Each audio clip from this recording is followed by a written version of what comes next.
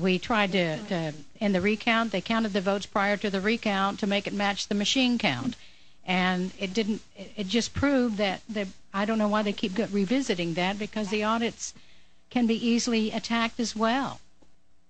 Yeah, I also wanted to ask, if I could, Dr. Wiesner, the Dutch government in 2008 completely decertified the use of existing paperless systems, rejected a proposal to develop the new generation of voting computers. That seems like just an overall finished, done deal, and it seems that you guys aren't quite there yet. So are you done, Dr. Wiesner, or are you going to continue on to push for something a little more complete than the ruling that you got recently in Germany?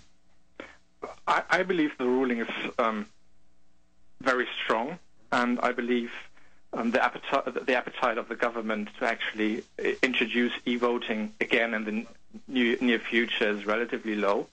I see no indications that there are any plans to introduce any different equipment or to modify the existing equipment, and I don't see actually how to fix the problem in light of the ruling of the court.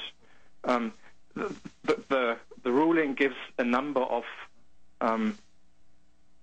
suggestions what they would accept. So, for example, if there's an independent trail which would allow a full audit of the election, that they would see that acceptable. So, for example, if you had paper receipts or if you had a ballot printer which automatically counts as well, then yes, you could use this electronic equipment, but it wouldn't get around the manual counting. So it wouldn't get around the actual transparency process that's required.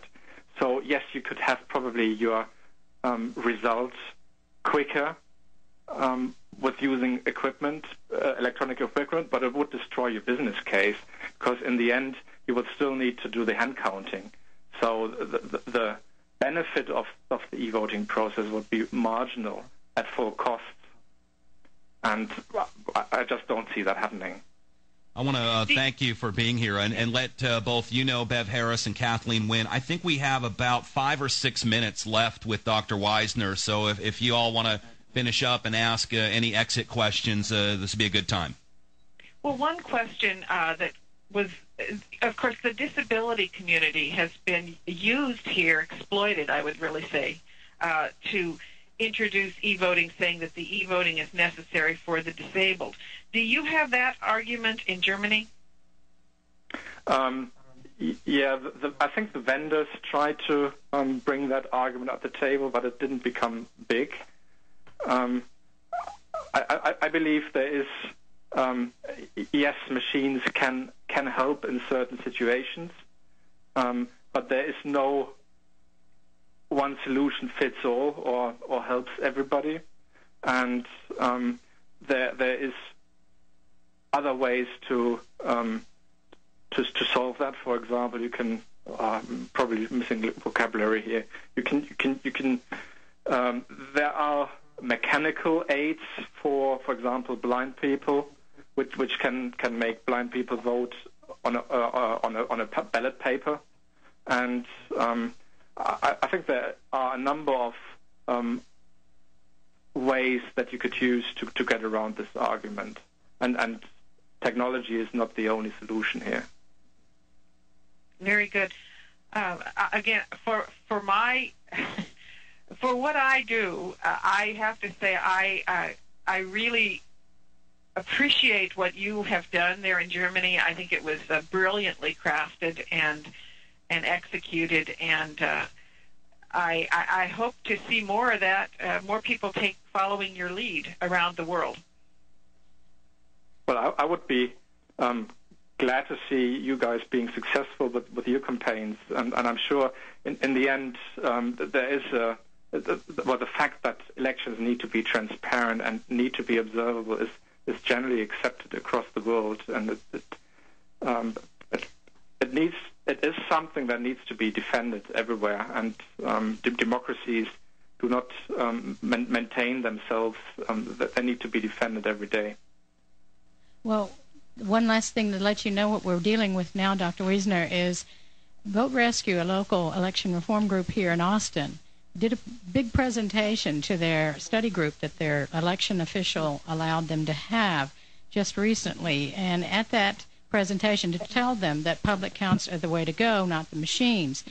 And at that particular presentation, the election official, I don't know if you have this issue in your country, but the election official announced that there were going to be 2 new systems brought out in a couple of years that are going to be better than the ones we already had, because they're going to comply with the certifications better than these systems were, even though we were told these systems were perfectly secure. So she's already more or less campaigning for the next generation of voting systems. What do you think about that? Yeah, I think we've seen that around the world, that whenever you criticize certain features of electronic equipment, electronic voting equipment, then the vendors and the users would say, we are already on a new release and everything is different and everything is safe now. But election officials, don't you think they need to be a little bit more critical before they jump in and say how great they're going to be? Well, they should. But you never know what drives these people. They know who writes their checks. I think it would be safe to say. Doctor, we're almost out of time, and I also want to thank you for joining us on our program. We're going to put this in a YouTube format, which people do understand here in America, and make sure everybody knows what you did over there. And on behalf of my audience and our network and everybody that is out there listening to us today or later, I want to thank you, and I want you to thank your father for us. What you've done is extremely patriotic and further underscores the move to freedom worldwide. So you should be very proud of yourselves. We're very proud of you, too.